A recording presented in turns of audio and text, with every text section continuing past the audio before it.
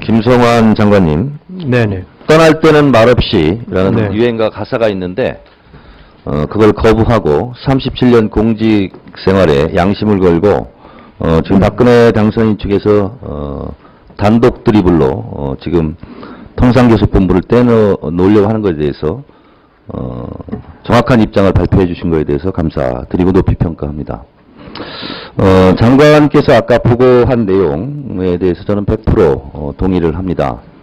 그런데 우리가 이렇게 그 입장을 지지한다 할지라도 가장 먼저 외교부에서 현실적으로 그것을 반대하고 그것을 지켜내려고 하는 노력을 해야 될 텐데 노력하고 있습니까? 뭐 저희들의 입장을 인수위 측에도 꾸준히 전달을 해왔습니다. 네. 네. 근데 계속 묵살당하고 있습니까? 글쎄 묵살은 아니고 조직 개편하는데 어느 정도 참고는 되고 있다고 생각합니다만은 저희가 원하는 만큼 되지 않고 있다고 생각하고 있습니다. 박근혜 당선인의 인사 스타일을 밀봉 인사라고 얘기들 합니다. 그런데 지금 나온 이 통상교섭본부를 산잡으로 보낸다고 하는 것은 축구로 치면 어떠한 패스를 받지 않고 패스도 하지 않고 오로지 혼자 박근혜 당선인 단독 드리블로 공을 넣겠다는 그런 좀 황당한 정책이다. 저는 이렇게 생각합니다. 절충안으로 아까도 몇 분이 말씀드렸습니다만 외교부 독립해서 예를 들면 외교부 제2장관의 격상으로 통상교섭본부를 해야 된다. 이런 것도 지금 외교부에서 지금 검토하고 있는 거 아닙니까? 저희가 검토한다는 것보다는 산잡으로 가는 것보다는 그것이 더 나을 수 있다. 공평성 면에서 정책에 그런 생각을 가지고 있습니다. 예, 그렇다면 네네. 어쨌든 아까 결기 높게 37년 공직 생활을 걸고 하신 말씀인 만큼 지금 보니까 새누리당에서도 이걸 100% 적극 찬성하고 있는 것 같지 않고 저희 민주당에서는 어떻게 보면 외교통상부하고 입장이 거의 같다고 볼 수 있는데 저희 외교통상위원회에서 적극적으로도 할 테니까 장관께서도 마지막 소임이다 생각하시고 열심히 해주시기 바라겠습니다. 잘 알겠습니다. 네. 장관님, 네. 지금 북한 핵실험은 언제 할 것으로 보고 있습니까? 그 날짜에 대해서는 정확하게 어느 날이다 이렇게 말씀드리기는 좀 어렵습니다. 아까 원유철 의원도 말씀을 하셨는데 저는 어쩌면 김정일 국방위원장 생일날 2월 16일 날 10시 16분에 하지 않을까 이런 생각도 지금 해보고 있거든요. 가능성이 있다고 생각합니다. 자, 그런데 1차 핵실험 할 때 우리가 중국으로부터 그걸 알았죠? 30분 전에. 네. 그러면 한일 군사 정보 협정을 맺으려고 했고 지금은 폐기된 상태입니다만 어쨌든 방향을 좀 잘못 잡은 거 아닙니까? 임성남 지금 본부장도 중국에 가서 결국 중국 눈만 지금 쳐다보고 있는데 MB정부의 비핵개방 3천이나 아니면 이 한반도를 둘러싼 대외 외교가 방향이 좀 엇나갔던 것은 아닌가 하는 생각은 안 듭니까? 지금 북한의 핵 실험에 대해서 아까도 제가 말씀드렸습니다만은 우리 정부가 무슨 잘했다 이런 말씀을 드리는 것이 아니라 우리 정책에 관계없이 북한은 자기들 나름대로의 스케줄을 가지고 쭉 핵이라든가 미사일 개발을 추진해 왔다 하는 점은 분명하다는 점을 좀 말씀드리고 싶습니다. 김일성 주석의 유언 중에 한반도 비핵화가 분명히 있죠. 네, 있다고. 어쨌든 그 조건이 성숙되지 않아서 유언이 지금 실현되고 있지 않다 이렇게 저는 보고 있는데 국민의 정부나 참여정부에서 대북 포용 정책을 했음에도 불구하고 2006년 10월 9일날 어쨌든 1차 핵실험을 했고 또 그 반대 지점에서 이명박 정권에서는 어떻게 보면 강경책을 써가면서 폈는데 결국은 또 2차 핵실험을 했고 지금 또 3차 핵실험을 앞두고 있거든요. 네네, 그렇습니다.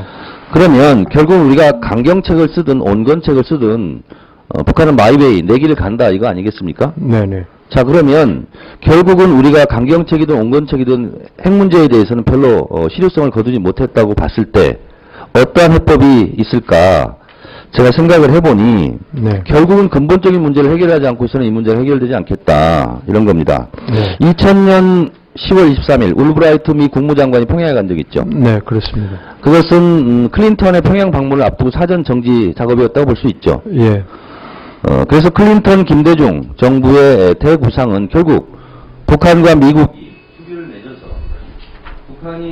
미국이 북한의 체제 안전을 보장하고 그리고 일본과 북한이 또 수교를 맺고 지금 요구하고 있는 110억 달러를 일본이 주고 그리고 한반도 정전협정을 평화협정을 하고 비핵화, 불가침선을 하고 이게 소위 말하는 일괄 타결 방식인데 네네.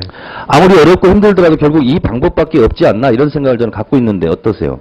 네, 그 당시에 그런 일들이 하여튼 마지막 순간에 가서 제대로 타결 안 된 데 대해서 안타깝게 생각을 하고요. 다만 지금도 그 방식이 지금 말씀하신 대로 여러 가지 방안이 다 작동이 잘 안 됐기 때문에 생각해 볼 수 있는 옵션 중에 하나가. 그러니까 국제 전략연구소 레리 릭스라는 선임 고문도 얘기했듯이 이 표현이 맞는 것 같아요. 아무리 유엔에서 대북 제재 결의안을 하더라도 결국은 손가락으로 손목 때리는 효과밖에 없지 않느냐. 이런 거거든요. 네. 그래서 제가 말씀드리는 것은 이 한반도 평화 정책 같은 경우는 좀 일관되게 정권이 바뀌었다고 해서 바뀌는 것이 아니라 일관되게 추진할 필요가 있겠다.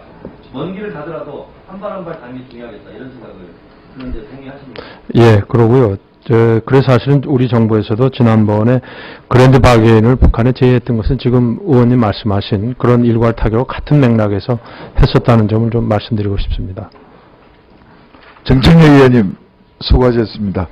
다름이 아니라 오늘 정부조직법에 대해서는 여야 불문하고 좀 적절치 않다 이런 게 지금 대체적으로 그런 의견인 것 같고 지금 넘어온 정부조직법 안에 대해서 찬성 발언하는 의원을 제가 잘 보지 못했어요. 그래서 대체적으로 새누리당 의원님들이나 우리 민주당 의원님들이나 이건 좀 과하다. 특히 정부 대표를 파견할 수 있는 권한까지 산자부에 넘기는 것은 이건 말도 안 된다라는 거고 대체적으로 봤을 때 지금 외교부 장관이 결기 있게 입장을 표명한 부분에 대해서 여야가 오랜만에 초당적으로 목소리를 같이 내고 있다고 생각을 합니다. 그런데 이것이 우리 외교통상위원회에서 법률로 거부했을 때 그 시간도 좀 짧고 촉박해서 또 대통령 취임식도 있고 이런 상황에서 이것이 또다시 혼란을 야기할 가능성이 매우 많으므로 외교통상위원회 여야 간사 간 협의를 거쳐서 위원장님 주재하에 그래서 외교통상부에서는 이것을 통과시키지 않겠다 하는 강력한 메시지를 인수위에 좀 보내고 인수위 스스로 이걸 처리할 수 있는 그런 나름대로의 출구 전략이 필요하지 않을까 그런 생각이 듭니다. 그래야만 그것이 인수위에서도 국회에서 통과될 가능성이 없다는 걸 알아야 스스로 또 조치를 취할 수 있는 시간적 여유가 있기 때문에 오늘 봐서는 이게 통과될 가능성이 거의 없어요. 그렇기 때문에 우리 여야 간사와 우리 외통위 위원장님께서 솔로몬의 지혜를 발휘하셔서 인수위에 좀 전달하는 방향이 어떨까 그렇게 생각을 합니다. 예, 그 점에 관해서 제가 위원장으로서 말씀을 드리면은 지금 어쨌든 인수위원회 정부 조직 개편 법안이 국회에 왔기 때문에 저는 인수위의 에서는 더 이상 권한이 없다고 생각합니다. 이제는 국회의 몫이고요. 분명히 아마 마지막에 정리를 하겠습니다만은 우리 외통위원회의 입장 정리는 또 그 의견을 제시할 것이고 지금 여야가 아마 세 분의 또 대표에서 간사 두 분하고 5인이 아마 대표가 좀 확대됐죠. 그래서 그 여야 협상팀에서 이런 우리 상위위원회 의견 또 각 여야의 당의 또 우리 의원님들의 의사를 아마 존중해서 나름대로 여야 협상 과정에서 저는 법안 심사 마지막 의결은 국회 본회의에서 되는 것이니까 현안위원회를 통해서 그렇게 정리되는 것이 맞다. 지금 인수위에 전달하고 하는 것은 저는 바람직하지 않다고 생각을 합니다. 그러면요, 네. 위원장의 말을 동의를 하고요. 우리 그러면 외교통상위원회 전체 의견을 한 곳으로 모으는 것은 그렇게 어렵지 않은 것 같아요. 그래서 새누리당이든 민주당이든 그 의견을 하나도 모아서 우리는 반대 입장이다 하는 것을 좀 정해서 보내는 것이 좀 더 효과적이고 좀 무게감이 있지 않을까 그런 생각이 좀 들어서 그 정리를 나중에 하겠습니다. 예. 그렇게 좀 해주셨으면. 외교부 장관님, 네네. 제가 이렇게 말씀드리니까 고맙죠? 네. 솔직히 좀 고맙죠? 네, 감사합니다. 네. 야당이 무조건 반대만 하는 것이 아니라 이렇게 합리적인 것이 있으면 여당에 충분히 정부 여당이 협조할 수 있다라는 네. 생각이 들고 오늘 그것을 확인하는 자리가 아닌가 그런 생각이 좀 듭니다. 그런 면에서 우리 외교통상부 장관께서도 네. 정말 초당적으로 정부에 있기 때문에 할 말 못하고 그런 게 아니라 야당 의원의 질의에서도 옳은 것은 옳다라고 네. 야당 편을 좀 들기를 바랍니다. 네. 며칠 안 남으셨지만. 자, 제가 여쭙겠습니다. 네. 지금 임성남 본부장이 중국에 가셔서 네네. 덩자슈엔 외교부 장관한테 말을 하는데 솔직히 말씀드리면 네. 아까 우리 어떤 의원님께서 말씀하셨는데 지푸라기라도 뭐 잡는 심정으로 간 것은 뭐 저는 뭐 인정을 하겠어요. 그러나 우리 외교부가 요구하는 대로 중국 시진핑 주석이 과연 할까? 결국은 중국에 갔다는 것은 중국만이 거의 유일하게 북한에게 큰 소리 칠 수 있고 효과적인 제재를 할 수 있기 때문에 그런 거 아닙니까? 네, 뭐 제일 큰 영향력을 미칠 수 있다고 봤습니다. 그렇죠. 네네. 뭐 제가 알고 있기로는 뭐 석유 끊겠다는 게 북한한테 가장 큰 위협이라면서요. 뭐 그것도 위협 수단 중에 하나가 될 수 있다. 뭐 가장 큰 위협이 석유라고 그러더군요. 네, 아무래도 그 전략 품목이니까요. 예, 압록강 철교 밑으로 이렇게 가는 거 있죠. 자, 그런데 결국 이것도 단기 처방, 해열제밖에 안 되는 거 아니겠어요? 네, 뭐 장기적인 건 아니라고 봅니다. 예. 제가요, 인터넷 뒤져서 지금 이 자리에서 좀 봤는데, 2006년 10월 9일 날 1차 핵실험 직후에, 예. 사회동향여론연구소, SBS, 중앙일보, KBS, 제일라디오, MBC 등등에서 대국민 여론조사를 한 걸 제가 봤어요. 네. 지금 봤더니 1차 핵실험 때입니다. 지금 네. 3차 핵실험 하면 이 여론이 어떻게 나올지는 모르겠으나 한번 미뤄 짐작해 보는 겁니다. 네. 우리 국민들이 굉장히 똑똑하시더라고요. 1차 핵실험의 원인이 어디냐? 대체적으로 미국 책임이다. 이렇게 답변했어요. 그리고 그 다음이 북한 책임이다. 그리고 세 번째가 당신이 이제 참여정부였으니까 노무현 대통령이 참여정부 책임이다. 대체적으로 이렇게 국민들은 바라보고 있었고, 그리고 북한이 핵실험했던 것은 남침용이 아니라 대미 협상용이다. 이렇게 대체적으로 국민들이 답변을 했어요. 그럼 해결책이 뭐냐? 놀랍게도요, 우리 국민들이요, 북미대화였어요. 그 다음에 남북대화. 그 다음에 북중, 뭐 이런 거였어요. 지금도 저는 이것이 시사하는 바가 굉장히 크다라고 보는데, 결국은 중국을 통해서 당장 급하니까 지푸라기라도 잡는 심정으로 간 것은 이해를 하겠으나, 그것은 잠깐 열을 내리는 해열제에 불과하고, 결국은 아까도 제가 말씀드렸지만 중장기적인 대책을 가지고 일관되게 추진해야 되는 것이 맞다. 저는 이렇게 보고 있습니다. 장기적으로 이렇게 보면은요, 10년, 20년 이렇게 보면, 결과적으로 지금 내리는 결론은 민주정부, 참여정부에서도 핵실험을 막지 못했고 이명박 정부에서 핵실험을 막지 못한 것은 사실이지만 그래도 참여정부나 국민의 정부 때는 북한에 말할 수 있는 통로는 있었잖아요. 말을 붙일 수 있는 상황이 됐는데 지금은 말도 못 붙이잖아요. 그러니까 개화하는 것이 중국에 와서 중국을 통해서 제재해달라 하고 통사정하는 방법밖에 없거든요. 지금 남북 채널 다 끊어졌잖아요. 그래서 결국은 참여정부든 이명박 정부든 핵실험을 막지는 못한 것은 사실이지만 그래도 해결할 수 있는 여러 창구를 갖고 있는 것이 그래도 바람직한 건 아니냐 이렇게 보고 있어요. 장관 맞죠? 제 말이? 차관님도 맞죠 이건? 어쨌든 채널이 끊어진 것보다는 안 끊어지고 대화를 할 수 있는 통로가 있는 것은 맞잖아요. 그런데 이명박 정부는 정치회담 한 번도 못했어요. 정치선언 한 번도 못했어요. 그렇기 때문에 지금은 더 갑갑한 상황이 됐죠. 자, 우리 국민들이 똑똑하게 현명하게 2006년도에 지적했듯이 결국은 이거에 대한 해결책은 북미대화, 그 다음에 남북대화거든요. 근데 우리가 제가 직접 번개동에서 들었는데 김대중 대통령이 말씀하시는 게 박복한 민족이고 천추한이다라는 것이 엘 고어가 부시한테 짐으로써 미 연방 대법원에서 클린턴이 평양에 날아가서 김정일과 정상회담하고 북미 수기를 맺으려고 했는데 갑자기 재판정에서 엘고가 지다 보니까 부시가 그 다음에 들어서고 악의 축이다.